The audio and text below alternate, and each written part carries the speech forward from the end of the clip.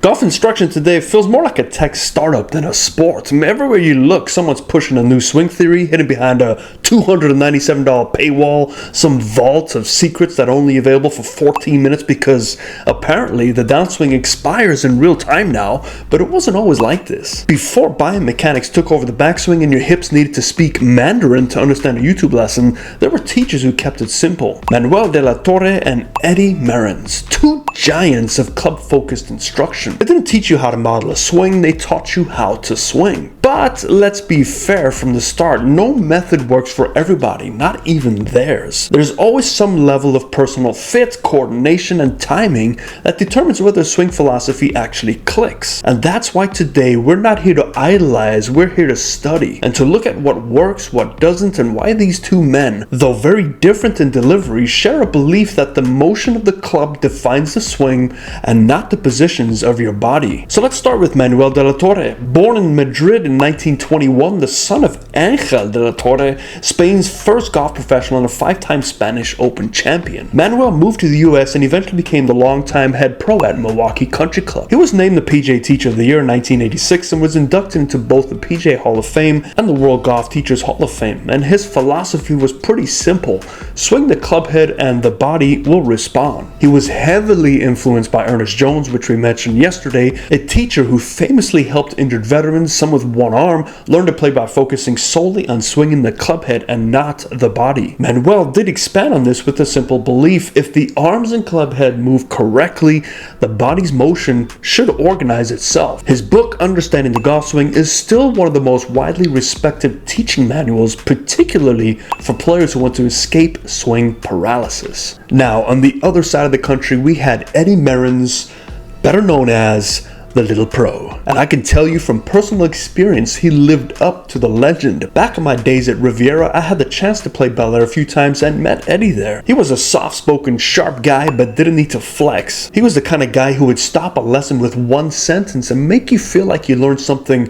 just by standing next to him. Merrins stood about 5'7", but cast a massive shadow in the golf world. He was the head pro at Bel Air Country Club for over 40 years, and he coached the UCLA golf team to an NCAA championship in '88. He worked with many tour pros and actors, and his teaching was very simple: swing the handle and not the club head. His idea was if the hands guide the handle, the club head would follow in sequence, creating a natural lag, whip, and release in the process. It wasn't about hitting positions, it was more about feel, being compact, more efficient, and clean. His book and later a video series built his entire swing identity around the phrase, and it's one that stuck. And I still remember his voicemail today: "Hi, you've reached the Little Pro." Classic. Now, you might be wondering, aren't swing the handle and swing the club head kind of the same thing? Well, yes and no. They share the same core belief that body focus instruction often complicates the swing and disconnects players from the motion. But that is why we are comparing them. They're aligned in principle, but their delivery differs. De La Torre's swing was wide, rhythmic, led by the arms, and focused on flow. Merrins' swing was compact, crisp,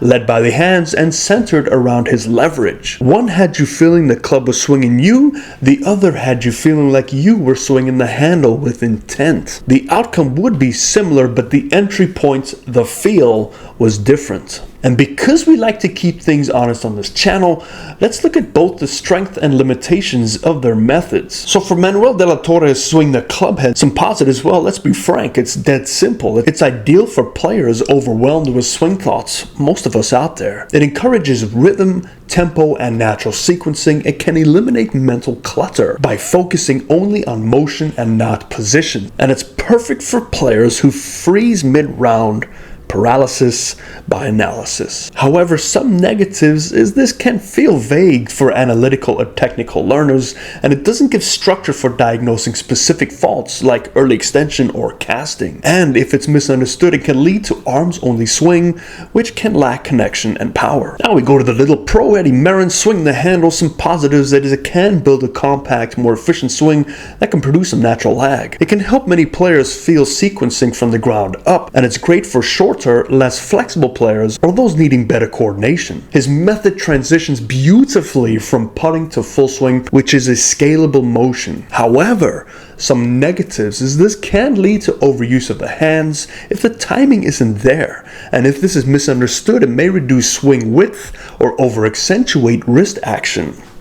And it requires good feel, and it's not as intuitive for brand new beginners. So who are these methods for? Well, if you're a swing thinker, someone who's stuck in the trap of rotate, load, separate, transition, sequence, clear, then Manuel's method might be your escape. And if you're someone who's handsy, maybe has a baseball background or struggles with early release, Merrins' approach might give you the structured whip-like feel you've been missing. But again, nothing works for everyone. You're not broken if you try and it doesn't work. These are tools, not dogmas. And on this channel, we'll always look at both the cause and the effect. And that's why this week I'm dropping 2 additional videos. One will help you identify your own swing's cause and effect, how to troubleshoot your motion without waiting for one of our live streams. And the other, well, that one's up to you. If there's a swing method, a YouTube coach, or a swing tchotchke that's been popping up in your feed, drop it in the comments below. I'll break it down, cause and effect style, and give you my interpretation of it. So what do you think? Do you swing the club head? Do you swing the handle? Or have you been chasing both like a golfer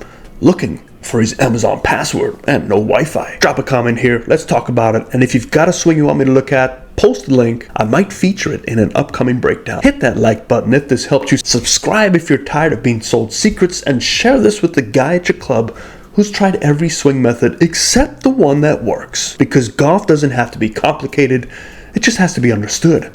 Fairways and greens. A huge thank you to these incredible supporters on the screen and to you watching this video. Your support helps us bring our golf curriculum to low-income children around the world at no cost to them, just like our location in Cape Flat, South Africa, in partnership with the Hillard program. Please like, share, and consider subscribing. Together, we can give the gift of golf to kids who need it the most.